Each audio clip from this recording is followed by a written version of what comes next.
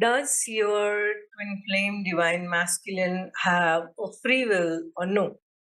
Some think that there is no free will in the twin flame journey, and therefore we can't choose anybody else. So, I'm going to talk a little bit about this. I don't have any script. I am just going to talk as a free flow as I'm getting the messages. Hi, this is Akanksha. Welcome to my YouTube channel, Multidimensional Soul. If you have not subscribed, subscribe to my channel. If you have subscribed, welcome back. As far as the free will and destiny is concerned, we need to first understand at a broader level what are soul blueprints and what are soul contracts. And then we'll come to the twin flame journey and the divine counterpart and what is exactly happening at this time in the world. So, soul blueprint is the blueprint or the plan with which any soul incarnates on earth. And that has broad milestones in it. So, there are certain things like life and death of close ones or other things that are fixed and they will happen as per the plan. But these are milestones. Other than that, it's free flowing. So, you do have free will, the choices you make. So, for example, if something bad happens, really drastically bad happens, then how you respond to it, whether you go in a downward spiral and take up to, let's say, alcoholism and bad habits, or whether you take the same situation and awaken through it and start working on yourself, is your choice, isn't it?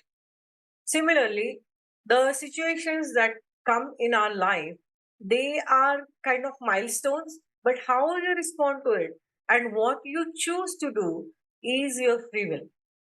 So, if it is meant to rain, whether you want to get wet or whether you carry an umbrella is your choice, isn't it? So, that's how free will and the blueprint works, the soul blueprint or the destined path works. Another thing is we have something called as soul contracts. So, as we know that we all come together and when we incarnate, we have certain contracts or agreements before we incarnate on this earth. And we incarnate to learn certain lessons. So, for that, we make agreement with other souls. I will learn this lesson. Let's say you do something to me so that I have to forgive you, and I learn that lesson of forgiveness. So let's say this is a soul contract that you have with a close family member or a friend or something like that. That is the lesson you want to learn, and that is why you have that kind of soul contract with that person. So these are the soul contracts that we come with. So there is soul blueprint and then there is soul contract. Now, what happens with the twin flame journey is a soul gets divided into two bodies or two souls of exact soul frequency incarnate, and then they decide that they will awaken each other and then they will come in union. Now, twin flame union is very rare, and twin flames don't even incarnate at the same time because the journey is so intense that twin flames living together itself is very, very intense and it may not be possible. And that is why across the world, if you have seen twin flames staying together like a conventional married couple, is extremely rare. Twin flames are here to break the templates, and that is why they awaken each other.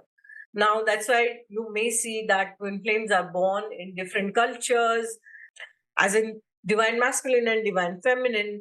They take births in, let's say, different cultures, different countries. There is a huge age gap. Usually, the woman is much older than the man, and or it can be other way around, and they are here to break collective societal templates and patterns, and that is the journey. So essentially, usually the divine feminine activates divine masculine, and then their journey starts.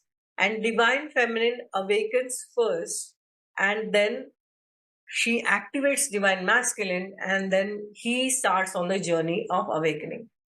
Now, when we incarnate together, we do have a soul contract that we will awaken each other.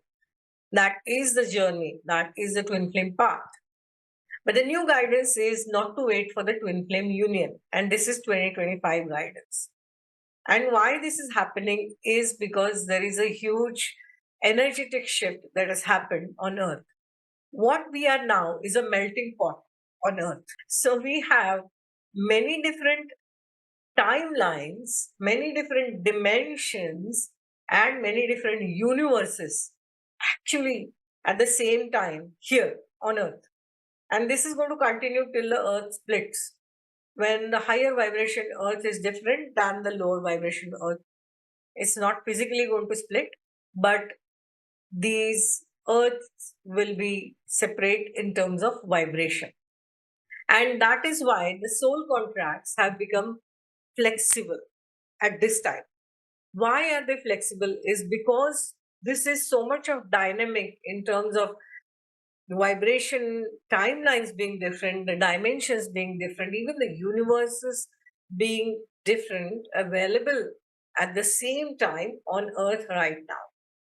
So let's say the divine feminine activates the masculine, and he is meant to awaken and actually do the work for the collective for breaking the templates. Let's say he's meant to break the ancestral or generational patterns. So that means standing up to the family members or parents who are narcissistic, or standing up to friends or close people who are not meant to treat you properly. If the divine masculine has a people pleaser tendency and he does not understand the nuances, doesn't set the boundaries, and he lets the pattern continue, in that case, he's not fully awakened. He is continuing at the lower vibration timeline. And this is one example.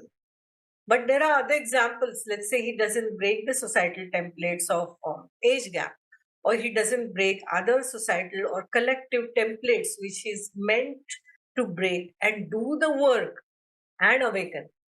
Now, even if his higher self is guiding him, and even if the twin flame divine feminine has activated him and is triggering, if he doesn't take the triggers in the right way and do the inner work and awaken through that, then he will not ascend. And in that case, he has his free will.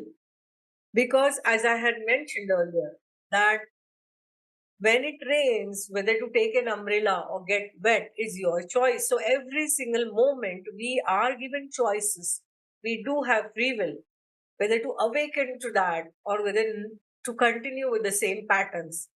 For that, to understand the energy dynamics, to understand what it means to be in higher vibration and make conscious choices to rise in the vibration, to rise in that dimension, is up to that person, that divine masculine.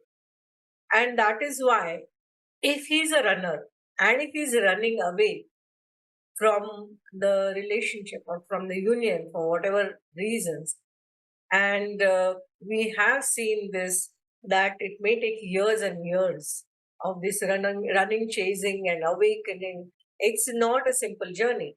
And that is the reason why twin flames don't even incarnate at the same time physically. And they don't even have this soul blueprint or the soul contract to come in union.